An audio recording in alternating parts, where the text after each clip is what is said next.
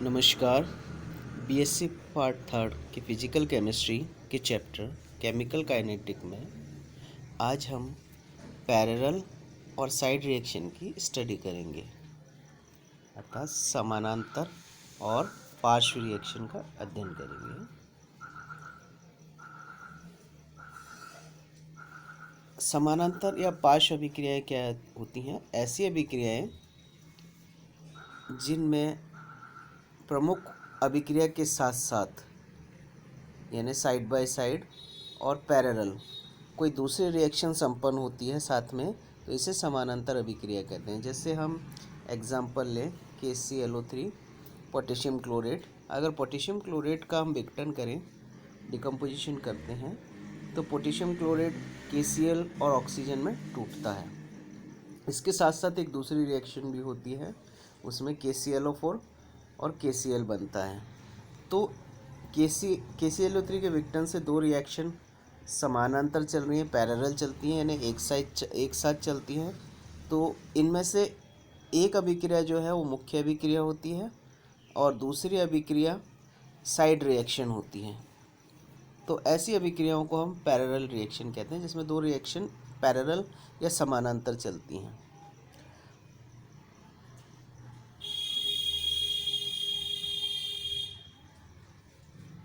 एक सामान्य प्रथम कोटि की समानांतर अभिक्रिया को हम देखें। जैसे कोई क्रियाकारक A है, वो उत्पाद B में एक अभिक्रिया के द्वारा उत्पाद B में और उसी के समानांतर एक और रिएक्शन उत्पाद C में परिवर्तित होता है। यानी उत्पाद A से क्रियाकारक A से उत्पाद B और C दो पैरेलल रिएक्शन से बनते हैं। इसमें जो क्रियाकारक A है, B और C में दो अभिक्रिया अलग अलग पैरेलल अभिक्रियाओं से उत्पाद में परिवर्तित हो रहे हैं। तो इसमें B और C में से प्रमुख उत्पाद कौन सा बनेगा, ये K1 और K2 पर निर्भर करता है। वेग स्थिरांक K1 और K2 पर निर्भर करता है।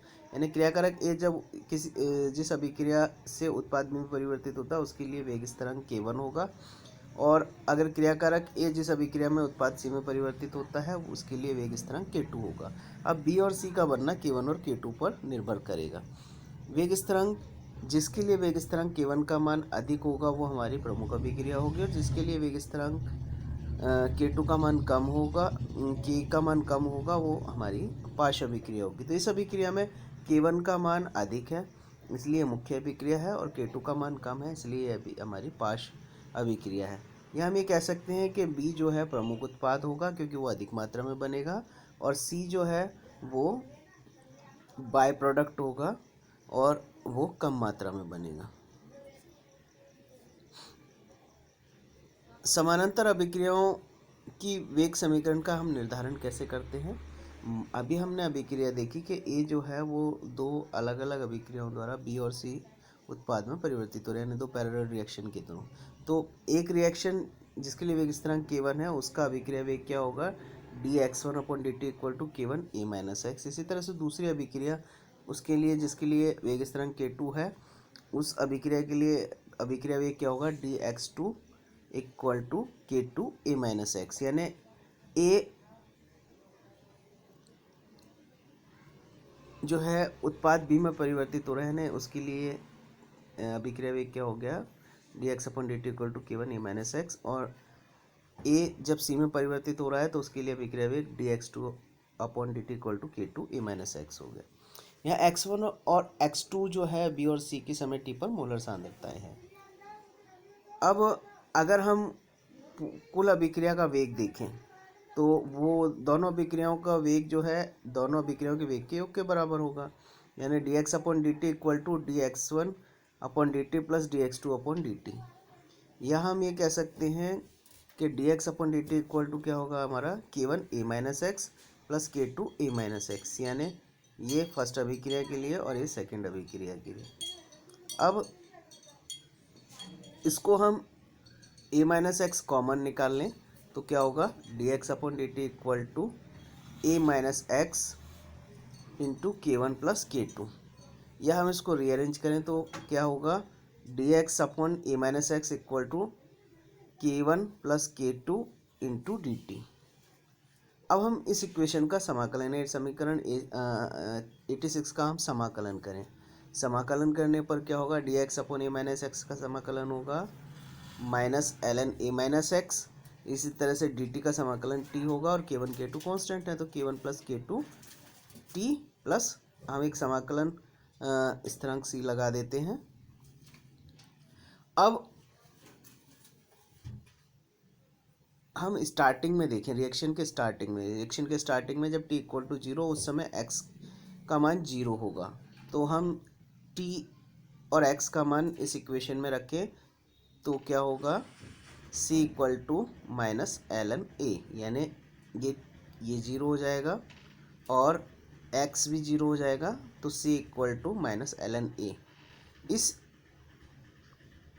c का मान जो है माइनस एल एन ए है, इसका मान हम इस इक्वेशन में रखें, यानी समीकरण 87 में रखें तो क्या होगा, मिलेगा minus l n A minus x equal to K one plus K two into t minus l n A. अब इसको हम यहाँ लेके आ जाएं तो हमारी इक्वेशन क्या होगी, minus l n A minus l n A minus x equal to K one plus K two t. यहाँ हम इसको इस तरह भी कह सकते हैं कि K one plus K two equal to 1/t l n A upon A minus x. Natural log को हम लॉग बेस 10 में कन्वर्ट करें तो क्या होगा, K one plus K two equal to 2.303 upon t log A upon A minus x.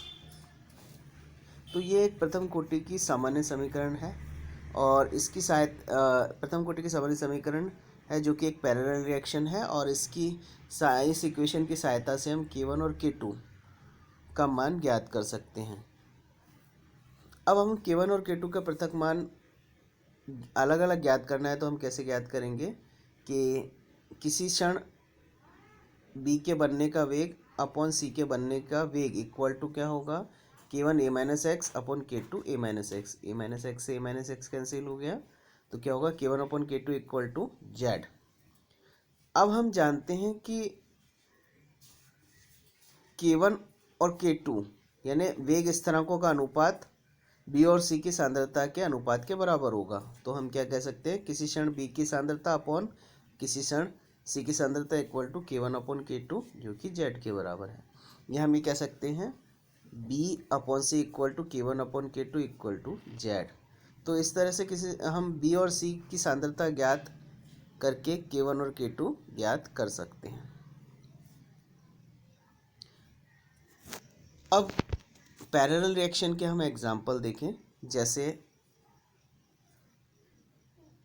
Ethanol का जो है हम C2H5OH है, एथेनॉल का हम विघटन देखें तो किस तरह से होगा। एथेनॉल का विघटन में 3 पैरेलल रिएक्शंस होंगी, C2H5 और C2H4 प्लस H2, यानी इसमें से जल का निकलना होगा और एथीन बनेगी। इसी तरह से इससे हाइड्रोजन, अल्कोहल से अगर हम हाइड्रोजन का निष्कासन करें तो क्या बनेगा, CH3CHO प्लस H2। और इसी तरह से अल्कोहल जो है, अल्कोहल के 2 अणु से एक जल का अणु निकलकर ईथर बनाएगा। तो इस तरह से 3 रिएक्शंस जो हैं वो पैरेलल होंगी, तो ये एक पैरेलल या साइड रिएक्शन कहलाती है। इसी तरह से एथिल क्लोराइड और KOH, इनके आपस में अभिक्रिया कराएं तो 2 रिएक्शंस आप एक साथ पैरेलल रूप से संपन्न होंगी। एक तो होगी C2H4 plus KCl plus H2O, यानी, और दूसरा उत्पाद बनेगा C2H5OH प्लस KCl। इसी तरह से अगर हम बेंजीन का क्लोरीनीकरण कराएं तो बेंजीन के क्लोरीनीकरण से 2 रिएक्शन पैरेलल होंगी, एक क्लोरोबेंजीन और दूसरा C6H6Cl6।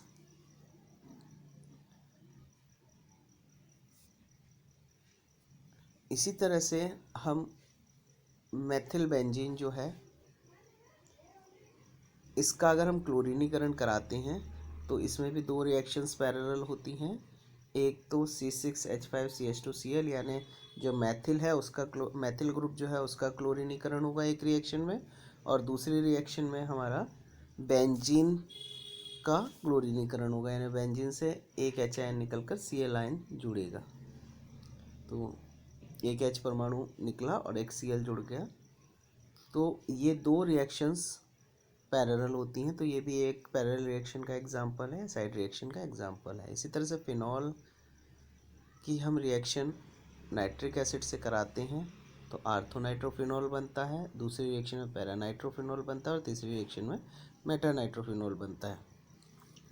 तो ये पैरेलल रिएक्शन या साइड रिएक्शंस के कुछ एग्जांपल थे। Thank you.